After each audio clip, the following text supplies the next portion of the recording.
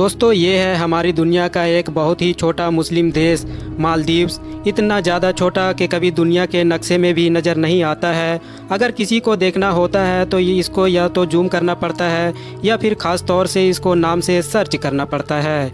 मगर दोस्तों इतना ज़्यादा छोटा होने के बावजूद भी इस मुस्लिम देश ने पिछले कुछ वक्त से लगातार पूरी दुनिया की राजनीतिक में हलचल मचा रखी है। इस छोटे से देश की वजह से ही हमारी दुनिया के लगभग सारे ही ताकतवर देशों के अंदर अफरा तफरी का माहौल नज़र आ रहा है और अब हर कोई इसी के बारे में बात कर रहा है कि आखिर मालदीव की वजह से दुनिया में आगे क्या होगा। इस देश की वजह से पूरी दुनिया में पैदा होने वाली ये हलचल कितनी ज़्यादा तेज़ है, इस चीज़ का अंदाज़ा आप लोग इस बात से भी लगा सकते हैं कि पिछले 1 से 1.5 महीने के अंदर के जब दुनिया भर के अंदर सिर्फ़ और सिर्फ इजराइल फ़िलिस्तीन की खबर चल रही थी और इस खबर की वजह से बाकी सारे ही बड़ी बड़ी खबरें इग्नोर हो जा रही थी, तब भी मालदीव देश दुनिया भर के मीडिया में साफ तौर पर नज़र आ रहा था। मगर अब सवाल यही है कि आखिर मालदीव से जुड़ा ये पूरा मामला क्या है। तो चलिए आज के इस वीडियो में ये तो जानेंगे ही, साथ ही साथ ये भी जानेंगे कि आखिर इतना ज़्यादा छोटा होने के बावजूद भी मालदीव को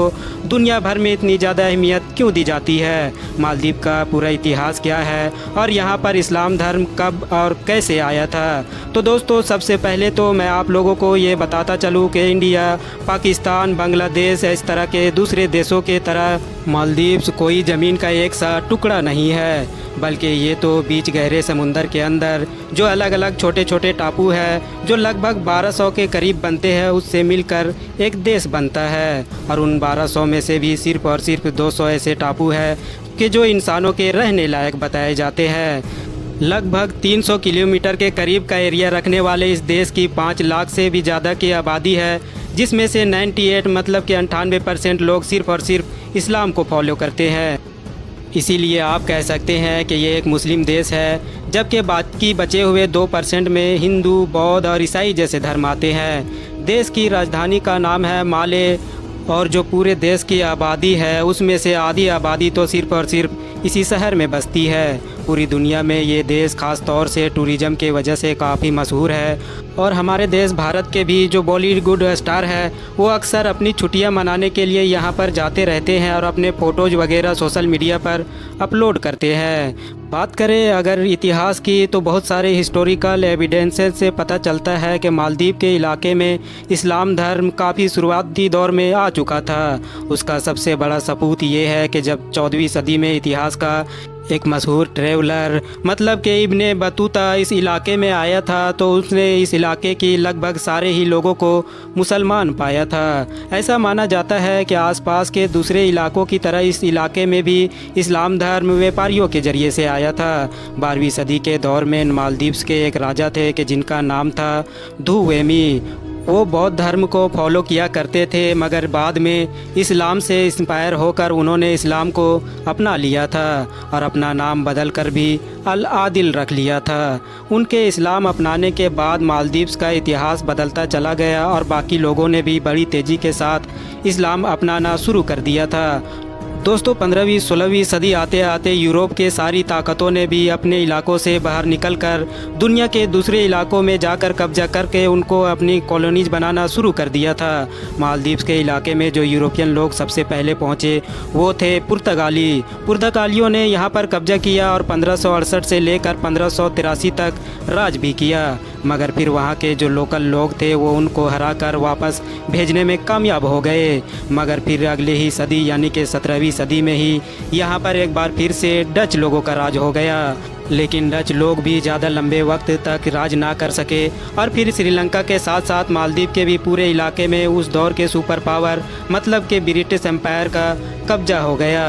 ब्रिटेन ने मालदीव्स पर भी राज किया, मगर जब आसपास के दूसरे सारे इलाके और सारे देश आज़ाद होना शुरू हुए तो मालदीव्स भी 1965 आते आते आज़ाद हो चुका था। शुरुआती दौर में यहाँ पर प्रधानमंत्री वगैरह हुआ तो करते थे, मगर एक सुल्तान का पद हुआ करता था और सारी ताकत सुल्तान के ही पास हुआ करती थी, यानी प्रधानमंत्री वगैरह सिर्फ नाम के हुआ करते थे। लेकिन फिर 1968 में लोगों के वोटिंग करवाए गए, जिसमें लोगों ने इस पूरे सिस्टम को बदलने के लिए वोट किया। नतीजा ये हुआ कि सुल्तान के पद को ख़त्म करके अब राष्ट्रपति के पोजीशन को लाया गया और देश के पहले राष्ट्रपति बने इब्राहिम नासिर। इब्राहिम नासिर इस पद पर लगातार 10 साल तक रहे और फिर 1978 में वो रिटायर हुए तो उनकी जगह ली मामून अब्दुल कयूम ने।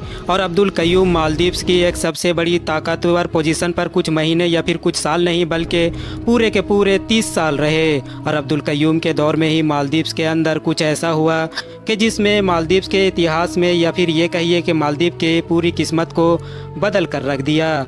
दोस्तों ये बात है 3 नवंबर सन 1988 के दिन की कि जब दिल्ली में मौजूद भारत के विदेश मंत्री के ऑफिस मौजूद जो फ़ोन है वो बिल्कुल सुबह सुबह बजना शुरू हुआ। जब ये फ़ोन रिसीव किया गया तो दूसरी तरफ से एक घड़घड़ाती हुई आवाज़ आई जिसमें कहा गया कि we are under attack, please save us, जिसका मतलब था कि हम पर अटैक हो चुका है, हमें बचाइए। दरअसल ये भारत से की गई एक ऐसी गुजारिश थी कि जो लगभग 3000 किलोमीटर दूर मतलब के मालदीव के राजधानी माले से की जा रही थी। ये दरअसल श्रीलंका से आए हुए बहुत सारे उग्रवादियों के तरफ से किया गया एक ऐसा खतरनाक हमला था कि जिसके तहत वहां पर हुकूमत का तख्ता पलट करने की तैयारी हो चुकी थी। सबसे पहले तो अब्दुल कयूम को ख़त्म करना था और उसके बाद एक नई हुकूमत बनानी थी। ये दरअसल सब कुछ मालदीव्स के ही एक बड़े बिजनेसमैन के इशारों पर किया जा रहा था कि जो लंबे वक्त से इस बात की प्लानिंग कर रहा था कि किसी तरह से अब्दुल कयूम को ख़त्म करके हुकूमत का तख्ता पलट करके मैं खुद मालदीव्स की गद्दी पर बैठ जाऊं। ऐसे माहौल में कि जब श्रीलंका से आए हुए उग्रवादी बड़ी तेज़ी के साथ माले के ज़्यादातर इलाकों पर कब्जा करते जा रहे थे और अब्दुल कयूम के जिनको बड़ी शिद्दत के साथ ढूंढा जा रहा था ताकि कत्ल कर दिया जाए, तो अब्दुल कयूम ने छुपते छुपाते किसी तरह से बाहर की दुनिया को फ़ोन मिलाना शुरू कर दिया। सबसे पहले श्रीलंका और पाकिस्तान जैसे देशों से मदद मांगी मगर दोनों ने ही हाथ खड़े कर दिए। अमेरिका और यूके से भी मदद मांगी गई और वो दोनों मदद करने के लिए तैयार भी थे मगर वो दूर इतना थे कि जब तक वो मालदीव तक पहुंचते तब तक सब कुछ हो चुका होता। इसीलिए उन दोनों की तरफ से ही ये मशवरा दिया गया कि इंडिया से पूछो। इंडिया के तरफ जब फ़ोन मिलाया गया तो इंडिया ने फ़ौरन हाँ कर दिया। उस वक्त भारत के प्रधानमंत्री राजीव गांधी को कोलकाता के अंदर थे कि उनको फ़ौरन दिल्ली आने के लिए बोला गया। फ़ौरन दिल्ली पहुंचे। 9 बजे के वक्त मीटिंग भी शुरू हो गई मगर उनके पहुंचने से पहले ही इंडियन आर्मी अपने मिशन की तैयारियां शुरू कर चुकी थी। दिन के करीब 3 बजे भारत के लगभग 400 से ज़्यादा सैनिक माले के लिए उड़ान भर चुके थे। ज़ाहिर उनके पास काफ़ी कम इंफॉर्मेशन मौजूद थी मगर उसके बावजूद भी वो लोग न सिर्फ माले में उतरने के लिए कामयाब रहे बल्कि उन्होंने बहुत अच्छी तरह से अपना मिशन भी चलाया। सबसे पहले तो उन्होंने मालदीव्स के राष्ट्रपति मतलब कि अब्दुल कयूम को एक सुरक्षित जगह पर पहुंचाया, उनकी जान बचाई और उसके बाद विद्रोहियों से निपटना शुरू किया। अगले सुबह होते होते ज़्यादातर विद्रोही मारे जा चुके थे और जो मालदीव्स के अंदर ही मौजूद मास्टरमाइंड था मतलब जिसके इशारों पर यह सब कुछ हो रहा था उसको भी गिरफ्तार कर लिया गया था। और साथ ही साथ अब्दुल कयूम अपने पोजीशन पर वापस आ चुके थे और अपने देश के लोगों को स्पीच दे रहे थे। दोस्तों उसी दिन ही भारत के संसद में भी प्रधानमंत्री राजीव गांधी की तरफ से एक बयान दिया गया था कि जिसमें कहा गया था कि मालदीव अब हमारा सबसे करीबी और दोस्ताना पड़ोसी है। उसने हमसे मदद की अपील की थी और हमें गर्व है कि भारत की फ़ौज उनको बचाने में कामयाब रही। दोस्तों 1988 में होने वाले इस हादसे के बाद ही इंडिया और मालदीव अब पहले से और भी ज़्यादा तेज़ी के साथ एक दूसरे के करीब आना शुरू हुए और दोनों के बीच अभी इतनी ज़्यादा पक्की दोस्ती हो गई थी कि जिसके मिसाल नहीं मिलती। जहां एक तरफ इंडिया हमेशा मालदीव का ख्याल रखता और हर मामले में उसकी मदद करता तो वहीं दूसरी तरफ मालदीव भी इंडिया का कभी एहसान नहीं भूला और हर मामले में इंडिया को ही प्रायोरिटी देने की कोशिश करता। और ये सब कुछ बिल्कुल इसी तरह से सन 2008 तक यूं ही चलता रहा। मगर जब सन 2008 में अब्दुल कयूम की मालदीव की राजनीति से विदाई हुई तो मानो सब कुछ बदल गया। दरअसल हुआ ये कि सन 2008 के बाद से मालदीव के अंदर बिल्कुल आज़ाद तरीके से यानी सही तरीके से इलेक्शन वगैरह होना शुरू हुए, जिसकी वजह से अब अलग अलग वक्तों में मालदीव्स के बागडोर अलग अलग लोगों के हाथों में जाने लगी। अब जब अलग अलग लोगों ने मालदीव्स के संभालना शुरू किया तो इसकी वजह से मालदीव के सिर्फ अंदरूनी हालात नहीं बदले, बल्कि बाहर की जो राजनीतिक पॉलिसीज़ थी वो बड़ी तेज़ी के साथ बदलना शुरू हो गई। दोस्तों, सबसे पहले तो सन 2008 में नशीद की हुकूमत आई, तब भी सब कुछ ठीक ठाक चला, मगर सन 2012 और 13 का दौर आते आते नसीर के रुखसती हुई और अब्दुल्ला यामीन नाम के एक इंसान ने मालदीव की बागडोर संभाली। यह मालदीव का एक ऐसा नेता था कि जिसने आते ही मालदीव के पुराने दोस्त इंडिया से जहां एक तरफ अपना हाथ पीछे खींचना शुरू किया तो वहीं चाइना के बातें सुनना शुरू कर दी। चाइना ने भी अचानक से न जाने क्यों मालदीव में इंटरेस्ट लेना शुरू किया, और वो चाइना के जिसकी सन 2012 तक माले में एम्बेसी तक नहीं हुआ करती थी, अब वो उस चाइना ने न सिर्फ एम्बेसी खोली बल्कि बड़ी तेज़ी के साथ मालदीव के ऊपर पैसा बहाना शुरू कर दिया। बड़े बड़े प्रोजेक्ट पर काम शुरू किया, लाखों डॉलर इन्वेस्ट करना शुरू किए और कर्जा दिया, वो भी इतना ज़्यादा कर्जा कि एक दौर में तो मालदीव के ऊपर जो पूरा कर्जा था, मतलब पूरी दुनिया का, उसमें से 77% सिर्फ और सिर्फ चाइना का कर्जा था। जैसे जैसे मालदीव के अंदर ये सब कुछ हो रहा था वैसे वैसे भारत के चिंताएं बढ़ती जा रही थी। बढ़ने वाली बात भी थी क्योंकि न सिर्फ एक बहुत सी पक्के और पुराने दोस्ती ख़त्म हो गई थी, बल्कि वो तो अब उसके पाले में जा रहा था कि जिसको इंडिया का सबसे बड़ा दुश्मन माना जाता है। और हद तो तब हो गई कि जब सन 2016 में सिर्फ 50 लाख डॉलर के बदले में मालदीव ने अपना एक नया द्वीप चीन के कंपनी को 50 साल के लिए लीज पर दे दिया। मगर दोस्तों, फिर सन 2019 में एक बार फिर से मालदीव के अंदर इलेक्शन हुए कि जिसमें गवर्नमेंट पूरी तरह से बदल गई। नसीर की वापसी हुई, यानी नसीद की जीत हुई, और उन्हीं के जरिए से एक बार फिर इब्राहिम सोले यहाँ के राष्ट्रपति बने। इब्राहिम सोले ने जब शपथ ली तो उनके शपथ में भारत के प्रधानमंत्री नरेंद्र मोदी खुद भी शामिल हुए। भारत की मालदीव के अंदर वापसी हो चुकी थी। भारत ने भी अब चाइना के इन्फ्लुएंस को ख़त्म करने के लिए बड़ी तेज़ी के साथ यहाँ पर इन्वेस्टमेंट में करना शुरू कर दिया। इवन मालदीव के चाइना का कर्ज चुकाने में भी काफ़ी मदद की, जिसमें से एक बहुत बड़ा प्रोजेक्ट ब्रिज से जुड़ा हुआ भी था। इंडिया ने मालदीव्स की डिफेंस में भी मदद की और मालदीव्स को हेलीकॉप्टर या इस तरह की दूसरी चीज़ें गिफ्ट में दी। मगर दोस्तों, फिर अचानक से सन 2019 में मालदीव के अंदर से ही सोशल मीडिया के ज़रिए से कुछ लोगों की तरफ से भारत के ख़िलाफ़ आवाज़ें उठना शुरू हो गई। अचानक से इंडिया आउट या फिर इंडियन आर्मी आउट जैसे ट्रेंड सोशल मीडिया पर दिखाई देने लगे, और इन सारे ट्रेंड्स को जाहिर है चाइना की वजह से मालदीव के विपक्ष का पूरा सपोर्ट हासिल था। सोशल मीडिया से शुरू होने वाली ये ट्रेंड धीरे धीरे अब इतना ज़्यादा आगे बढ़ गए कि अब नेताओं के रैलियों में भी सुनाई देने लगे। और हद तो तब हो गई कि जब सन 2023 में मालदीव के अंदर जो इलेक्शन होने वाले थे, उन इलेक्शन का मेन मुद्दा ही यही बन गया।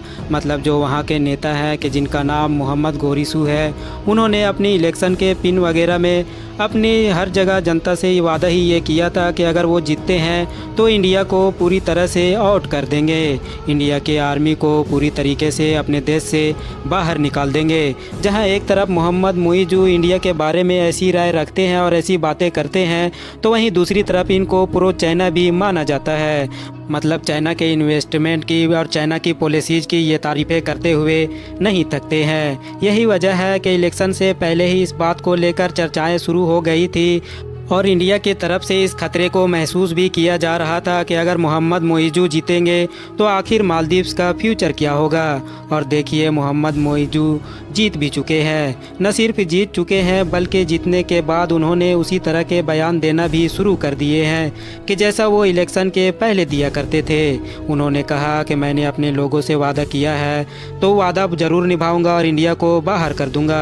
दोस्तों, ये सारी चीज़ें इंडिया के लिए तो परेशान करने वाले हैं ही, मगर साथ ही साथ ये वेस्टर्न वर्ल्ड मतलब कि अमेरिका और यूरोप के लिए खतरनाक है। उसकी वजह यह है कि मालदीव से इंडिया के बाहर होने का मतलब सिर्फ बाहर होना ही नहीं है, बल्कि साफ तौर पर मतलब है चाइना का अंदर होना। चाइना मालदीव्स के ऊपर बड़ी मजबूत पकड़ बनाएगा और हो सकता है कि मालदीव्स का हाल भी चाइना के कर्ज के वजह से वैसा हो कि जैसा कि पाकिस्तान या फिर श्रीलंका जैसे देशों का पहले ही हो चुका है। वेस्टर्न वर्ल्ड के लिए ये तो परेशान करने वाली बात है ही कि अब चाइना ऐसे देश पर काबिज हो जाएगा कि जहाँ से बहुत सारे ट्रेड रूट गुजरते हैं। मगर उससे भी ज़्यादा परेशानी की बात यह है कि इसको अमेरिका के एक डिप्लोमेट के हार तौर पर देखा जा सकता है। वो इसलिए क्योंकि अमेरिका चाइना को काउंटर करने के लिए एक लंबे वक्त से ही साउथ ईस्ट एशिया के एरिया में सारे देशों को लुभाने की कोशिश कर रहा है।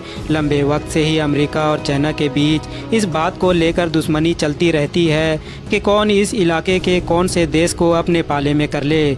जाहिर है मालदीव्स के जो लोकेशन है वो काफ़ी इम्पोर्टेंट है, क्योंकि आज के दौर में तो वैसे ही सारी लड़ाइयाँ समुंदर में ही लड़ी जाती है। क्योंकि जाहिर है अगर कभी भी अमेरिका और चाइना को इस इलाके में काउंटर करेगा तो उसको अपने उन सारे मिलिट्री बेसेस के ही ज़रूरत पड़ेगी कि जो उसने इस इलाके में बनाए हैं या फिर इन इलाकों में बनाना चाहते हैं। फ़िलहाल दोस्तों आज की अपनी वीडियो को हम यहीं पर ख़त्म करते हैं। वीडियो पसंद आने पर न सिर्फ वीडियो को लाइक करें बल्कि अपने फ्रेंड्स के साथ भी ज़रूर शेयर करें। और इसी तरह के नॉलेजेबल और हिस्टोरिकल वीडियोज़ हमेशा देखने के लिए हमारे इस चैनल को सब्सक्राइब करने के साथ साथ बेल आइकन को भी ज़रूर प्रेस करें।